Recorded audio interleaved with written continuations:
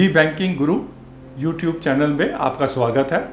मैं S K Bhatia, recently retired from State Bank of India as deputy general manager.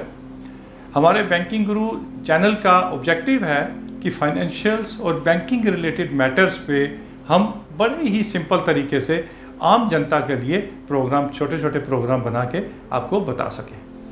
आज हम business loans videos की category में further एक टॉपिक ले रहे हैं, that is cash credit. The most well known type of loan जो बैंकों से हम लेते हैं वो है कैश क्रेडिट। एक्चुअली क्या है cash credit? It is a current account with a limit, with A overdraft facility, that is called the cash credit. Most of the time जब भी हम अपने बिजनेस शुरू करते हैं या अदरवाइज आल्सो हम इस cash credit type of loan को यूटिलाइज करते हैं। अब हम आज समझने की कोशिश करते हैं कि कैश क्रेडिट लोन्स के फ़ायदे क्या हैं और इसको बैंक्स कैलकुलेट कैसे करते हैं। बेसिकली बैंक्स हमारी जो बिजनेस साइकिल है उसको फाइनेंस करते हैं। एक हमारी छोटी सी शॉप है, अब उस शॉप में हमने माल परचेज करना है, उसके बाद हमने उधारी भी देनी है और उसके बाद उस उधारी को रिकवर भी करना है। तो हर स्टेज के ऊपर हमारे पैसे इन्वॉल्व रहेंगे। उन पूरे साइकिल को हम बिजनेस साइकिल कहते हैं। इसी तरह एक हमारी मैन्युफैक्चरिंग एक्टिविटी है, अब छोटी सी फैक्ट्री है, अब उसमें हमने पहले रॉ मटेरियल परचेज करना है, फिर उस रॉ मटेरियल को प्रोसेस करना है जिसे हम स्टॉक इन प्रोसेस कहते हैं। उसके बाद माल बन के फिनिश होके आ जाएगा। उस फिनिश किए हुए माल को हमें आगे बेचने के लिए अपने कुछ मार्केटिंग एक्सपेंसेस करने पड़ेंगे। उसके बाद हम जब उसको बेच लेंगे तो हमें सन्डी डेटर्स जिसे हमें कहते हैं, हमें रिकवरीज करनी है अपने कस्टमर से, उसमें भी हमारा पैसा लगेगा। उसके बाद दोबारा फिर हमारे पास कैश आ जाएगी। कैश फिर हमारे पास कुछ देर के लिए पड़ी रहेगी, फिर हम उसको रॉ मटेरियल परचेज करेंगे। तो द होल बिजनेस साइकिल जो है वो बनेगी। उस बिजनेस साइकिल को बैंक्स फाइनेंस करते हैं।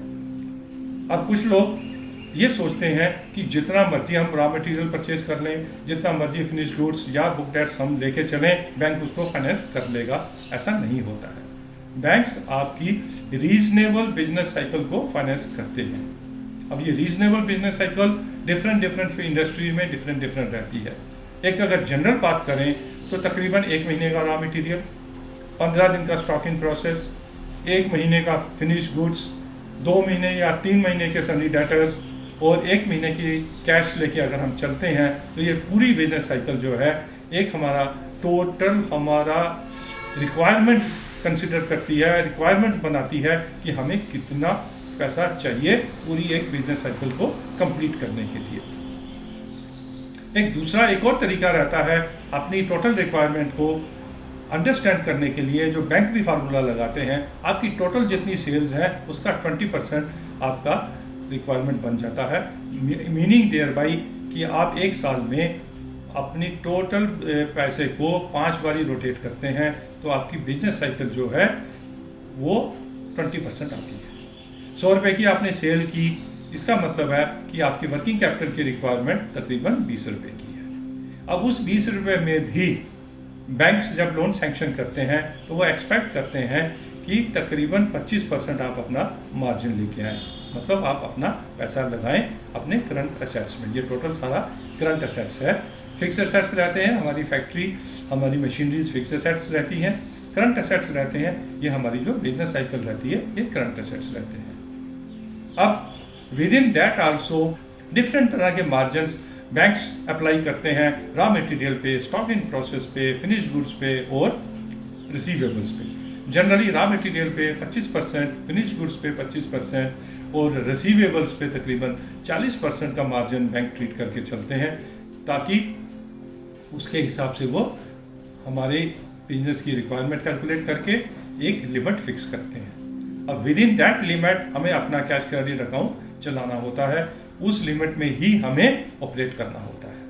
अब हमें कुछ रेशियोज़ का भी ध्यान रखना पड़ता है कि अगर वर्किंग कैपिटल में बैंक्स एक्सपेक्ट करते हैं कि हमारी करंट रेशियो 1.33 होनी चाहिए, मीनिंग देयर बाई कि टोटल करंट असेट्स और करंट लाइबिलिटीज़ की रेशियो 1.33 में हो कि अगर यूनिट में कुछ प्रॉब्लम आ जाए तो हम अपने करंट असेट्स बेच के अपनी करंट लाइबिलिटीज़ को पूरा कर सकें। इसी तरह बैंक्स जो फाइनेंस करते हैं वो आजकल तकरीबन 2 करोड़ तक का लिमिट जो है बिना कोलेट्रल के फाइनेंस कर देते हैं। कोलेट्रल बैंकों के पास सिर्फ वही रहता है जिस बैंक के लोन से जो चीज़ परचेज की होती है उसी को वो कलेक्टर मान के चलते हैं, which is called primary security.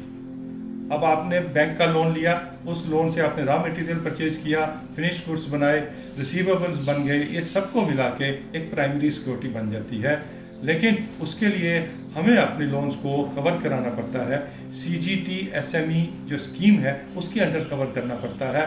तो 2 करोड़ तक के loan banks have to provide CGT SME के अंडर एक गारंटी, जो CGT SME गारंटी देता है कि ये बिजनेस जो है हम अगर डिफ़ॉल्ट में चला जाता है तो 75% of the bank loan CGT SME उसको बेयर करता है। लेकिन उसमें एक प्रीमियम देना पड़ता है जो बड़े अमाउंट में कस्टमर को देना पड़ता है, छोटे अमाउंट में जैसे मुद्रा लोन टाइप ऑफ अमाउंट में वो जो है बैंक खुद बियर करता है।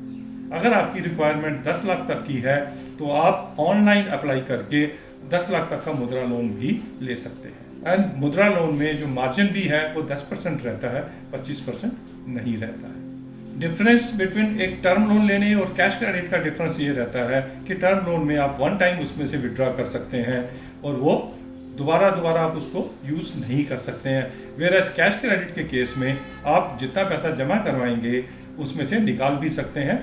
ड्राइंग पावर बेस के ऊपर आपका अकाउंट ऑपरेट होता है। एक लिमिट बनाई जाती है, आपकी पूरी बिजनेस साइकिल को देखते हुए एक लिमिट बनाई जाएगी। उसके बाद आपने कितना परचेज किया, raw material, stock in process, finish goods, receivable, उनको देखते हुए उसके ऊपर मार्जिन अप्लाई करते हुए आपकी एक ड्राइंग पावर अप्लाई की जाती है। वो ड्राइंग पावर आपको मिलती है आपके डे टू डे ऑपरेशंस के लिए। बेनिफिट इसका ये रहता है कि कभी भी आपके पास अगर सरप्लस फंड्स आ जाते हैं, आप अपने कैश क्रेडिट अकाउंट में डाल के अपनी टोटल इंटरेस्ट की लायबिलिटी जो है कैश क्रेडिट अकाउंट पे आप उसको रिड्यूस कर सकते हैं। वेयरएज इन टर्म लोन के केस में आपको पूरा विड्रॉ करना पड़ता है और इंटरेस्ट पूरे ही जितना हमने विड्रॉ किया उसके ऊपर लगता है। बड़े सिंपल फॉर्म में जो लोग चार्टर्ड अकाउंटेंट्स की हेल्प नहीं ले सकते उनके लिए ये छोटा सा वीडियो कि कैश क्रेडिट क्या होता है और ये कैसे ऑपरेट होता है। Thank you very much for watching this video. अगर आपको ये वीडियो अच्छा लगा तो हमारे इस चैनल को सब्सक्राइब कीजिए और अपनी फीडबैक भी हमें दीजिए अपने कमेंट्स के ज़रिए, ताकि हम फ्यूचर में अच्छे प्रोग्राम आपको दे सकें। और हमें यह भी बताइए कि किन टॉपिक्स के ऊपर आप ऐसे वीडियोस देखना चाहते हैं। धन्यवाद।